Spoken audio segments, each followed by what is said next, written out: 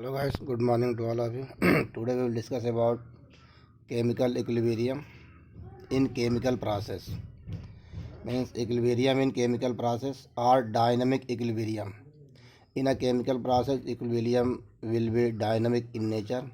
Dynamic means the process will do not close or process will be do not stop. Means chemical equilibrium और chemical process जो भी reaction आपका reversible process में होगा वो equilibrium attend करेगा। जब इक्विलिब्रियम अटेंड करेगा तो वो प्रोसेस कभी स्टॉप नहीं होगा, वो बंद नहीं होगा। Therefore chemical equilibrium known as dynamic equilibrium. Take examples, take a beaker and take half beaker of water,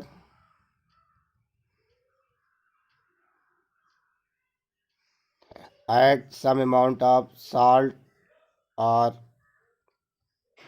sugar. We observe that minimum amount of salt or sugar is dissolved simultaneously. After some time, then amount of sugar or salt will be increased. Then after some time we observe that salt or sugar will settle down, and we observe that those salt or sugar we add extra amount, then we settle down in the beakers. But when small amount of salt is added, then salt is dissolved or sugar is dissolved, and further their amount will increase, their solubility will be decrease, and after some time their solubility will be low, and then we observe that amount of salt or sugar added, then we settle down. But actually first add small amount of salt or sugar, then this is dissolved, and continuous amount of salt or sugar then will be dissolved. But after some time salt and sugar add settle down, these observe, but these sugar are dissolved, and that sugar which dissolve in the solution are obtained in solution which is crystallized. Means यहाँ पे solubility और crystallisation की जो rate है वो constant हो जाती है। इसलिए जब शुगर आप ऐड करते हैं, साल्ट ऐड करते हैं, तो लगता है कि नीचे यहाँ आके बैठ रहा है एक्चुअली में, लेकिन अब ये धीरे धीरे यहाँ से डिजॉल्व होता है, और जैसे जैसे डिजॉल्व होता है जिस रेट से, उसी रेट से इस सलूशन के साल्ट या शुगर भी क्रिस्टलाइज होकर के सॉलिड में कन्वर्ट होते रहते हैं। अब ये प्रोसेस कंटिन्यूअस होता रहता है। तो अब जब तक इसमें शुगर में सोल्यूशन में शुगर ऐड रहेगा, ये प्रोसेस आपका कंटिन्यू ग्रोथ करता रहेगा, और यहाँ से ये साल्ट वाटर में सोल्यूशन में डिजॉल्व होगा, और सोल्यूशन में जो डिजॉल्व साल्ट है वो धीरे धीरे क्रिस्टलाइज होगा। एट इक्विलिब्रियम ये क्रिस्टलाइजेशन और सॉल्वेशन की जो रेट होती है वो R1 और R2 आपकी इक्वल हो जाती है एट इक्विलिब्रियम। तो ये कहा गया है equilibrium will be dynamic process. Means अब ये इक्वल रेट से दोनों प्रोसेस आपका चल रहा है। मीन्स ये प्रोसेस कभी क्लोज या कभी स्टॉप नहीं होगा। There will be say that equilibrium in chemical process will be dynamic equilibrium. Some examples, A plus B is a reversible reaction, produce C plus D. Forward reaction R1, backward reaction R2, at equilibrium R1 equal to R2. Plot a graph between concentration and time. Concentration and time. Then we observe that concentration of reactant will be maximum as start, because C and D is a product, it is produced by the A and B. At initial condition only A and B is present, C and D is absent. Mean C and D जब produce होगा तभी आपको दिखाई देगा, तभी ये बनेगा। But आपने टेकअप किया है A एंड B को, ए की कॉन्सेंट्रेशन आपकी स्टार्टिंग में मैक्सिमम, यहाँ पिक पॉइंट पे ले लें। एन सी और डी प्रोडक्ट की कॉन्सेंट्रेशन आप यहाँ पे मिनिमम बिल्कुल ज़ीरो, अभी कुछ नहीं है। जब ये स्टार्ट होगा बनना तो ये टाइम के साथ इसकी कॉन्सेंट्रेशन क्या होगी, डिक्रीज होगी। तो ये इस तरह से एक ग्राफ प्लॉट होगा। ठीक, टाइम के साथ इसकी कॉन्सेंट्रेशन डिक्रीज होगी, बट टाइम के साथ प्रोडक्ट आपका बनना स्टार्ट होगा तो टाइम के साथ प्रोडक्ट का कॉन्सेंट्रेशन आपका इस तरह से इंक्रीज होगा। एट कंडीशन, यहाँ पे आप देखेंगे rate of concentration decrease and increase of product will be same and this condition is known as equilibrium condition।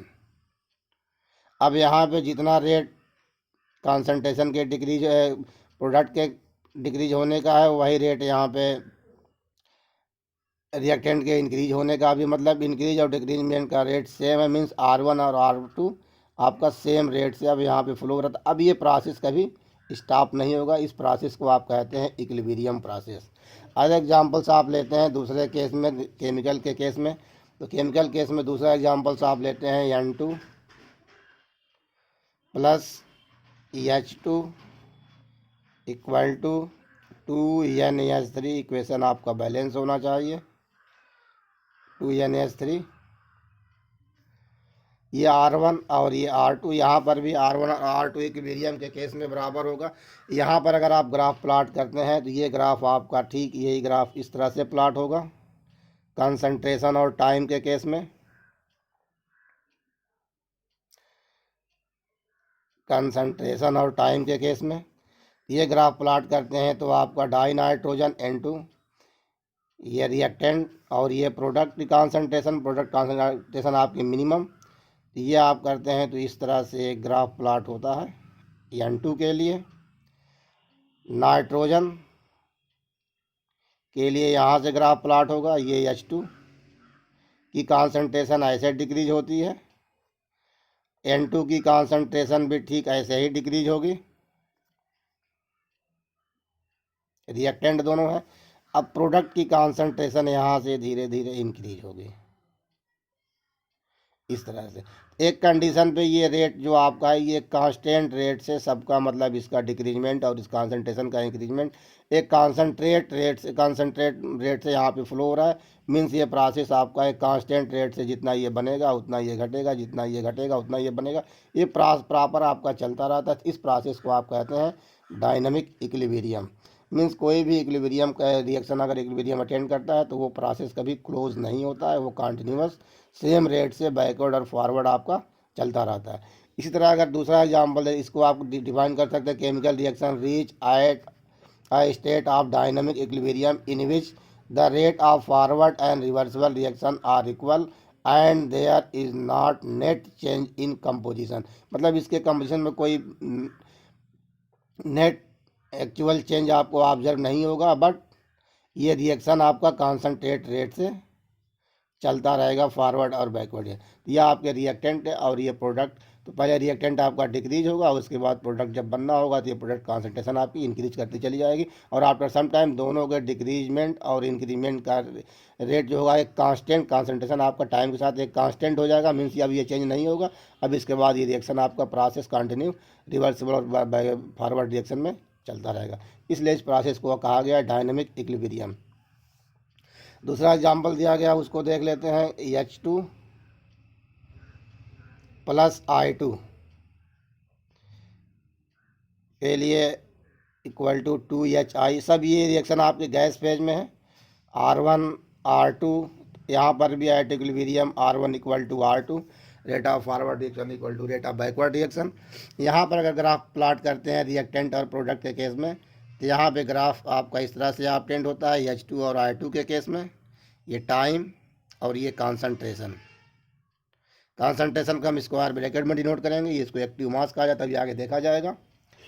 अब यहाँ पे H2 I2 के लिए ग्राफ प्लॉट करते हैं तो इस तरह से आपका ग्राफ प्लॉट होता है और यही ये reactant means H2 plus I2। Product जो आपका बनता है, प्रोडक्ट आपका ऐसे बनता है इस तरह से। इस तरह से यहाँ पे ग्राफ प्लॉट होता है। ये HI अब यहाँ पे ग्राफ आपको जब इस तरह से करेंगे तो ये एक कांस्टेंट रेट से आपका फ्लो होगा।